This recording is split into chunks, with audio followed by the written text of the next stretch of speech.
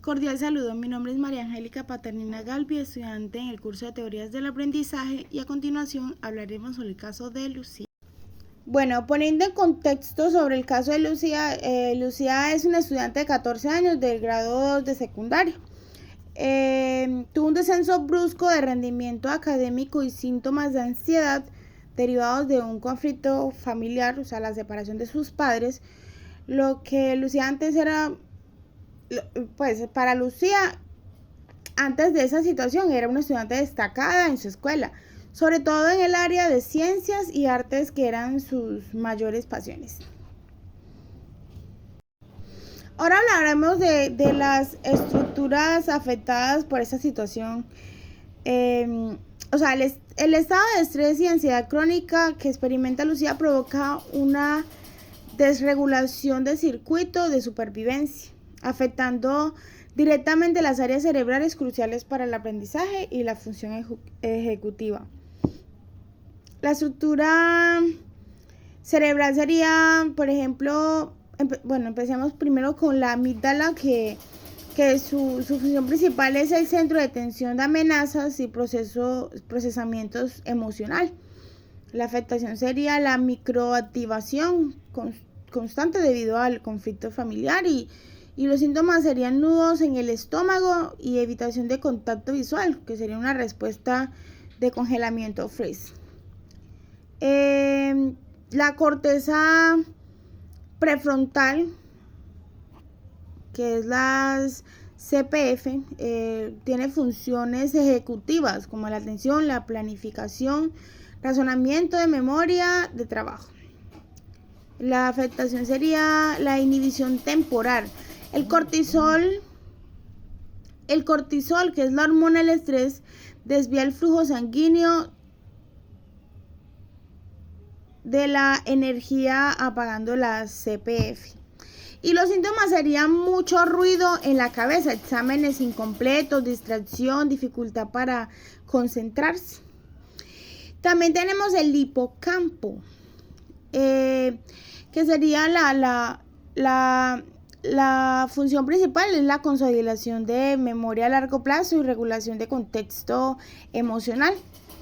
La afectación sería el deterioro de la neuroplasticidad, la falta de sueño y el estrés crónico dañan las células, dificultando la retención de nuevos aprendizajes. En este caso, los síntomas serían la pérdida del interés y la dificultad para recordar los contenidos estudiados.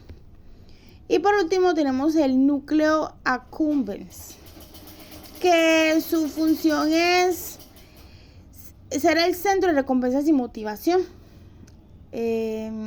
Esa sería su función principal, sería esa. La afectación sería la desconexión, o sea, el placer asociado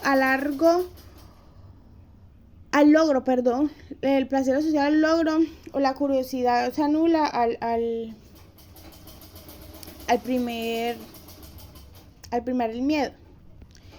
Y los síntomas observados sería la pérdida de motivación y desinterés por actividades que antes disfrutaba.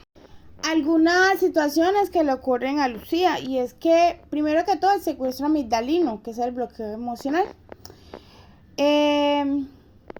Cuando Lucía siente ansiedad, por ejemplo, al tener que exponer o al ver un examen, su amígdala toma el control. Esto se conoce como secuestro amigdalino. La información pasa directamente por los centros de reacción emocional, saltándose a la ruta lógica de la corteza prefrontal.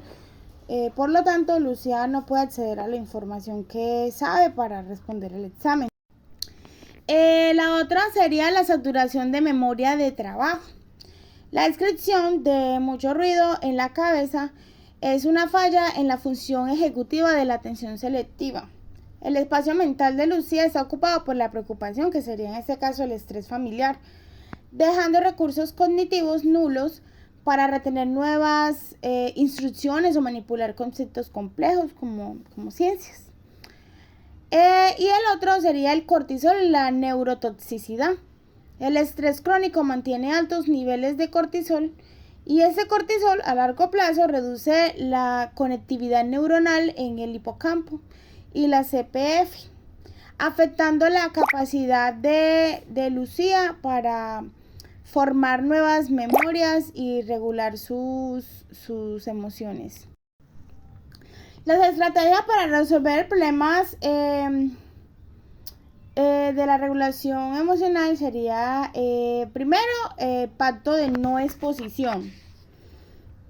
La aplicación concreta sería que la docente acuerda con Lucía que por un periodo no se le pedirá que hable en público ni se le harán preguntas sorpresas.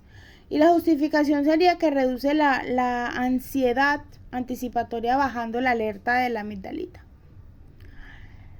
La señal de seguridad sería otra estrategia. En este caso se establece una señal no verbal, o sea, puede tocar el hombro de la profesora al entrar, o un objeto, por ejemplo, un lápiz rojo en la mesa. Con esto ya puede indicar que necesita un descanso o un cambio de tareas. Y se justificaría que Lucía le dé un sentido de control sobre su entorno, lo cual es el antídoto contra la indefensión aprendida por el estrés. Y lo otro serían las micropausas activas. Sería permitirle levantarse 2 minutos para beber agua o estirarse en momentos de alta tensión. Con esto la justificación neurológica sería que la actividad física leve le ayudaría a metabolizar el exceso de cortisol y redirigir el foco de atención. También tenemos chunking y andamiaje,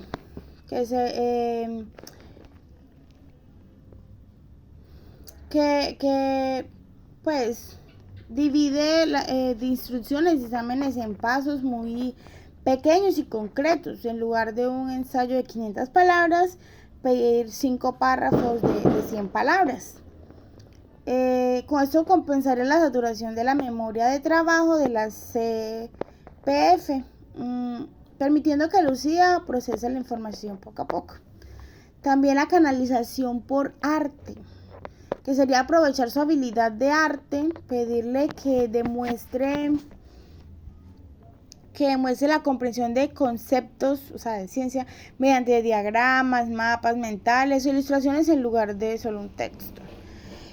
Con esto se utiliza el hemisferio no dominante para el lenguaje y así acceder al conocimiento y activa el circuito de recompensa, o sea, la dopamina, restaurando la motivación. Y feedback estructurado, o sea, el feedback o corrección debe centrarse en el esfuerzo y el proceso, no solo en la nota final. Ejemplo, veo que lograste concentrarte durante 15 minutos, eso es un gran avance. Y con eso se refuerza el locus de control interno y promueve la mentalidad de crecimiento esencial para la resiliencia. Bueno, y en conclusión, Lucía tiene sus capacidades intactas. Su bajo rendimiento es un síntoma de un cerebro en alerta. Nuestra intervención debe ser restaurativa, al darle seguridad y un espacio de calma, curiosidad y la motivación por el arte y la ciencia. Además de los padres, debe incluirse dentro de este proceso y no dejar que sus diferencias sigan afectando a Lucía. Por lo cual el acompañamiento, la supervisión y otros factores son importantes para que este caso de Lucía no llegue al nivel más preocupante. Demostrando que estos casos son reales y aplicables en la realidad, y como docentes debemos entender que a veces los estudiantes no realizan sus deberes y mejorar su rendimiento por simple pereza o apatía. El contexto familiar o personal es importante y el causante de estas situaciones. Así que muchas gracias.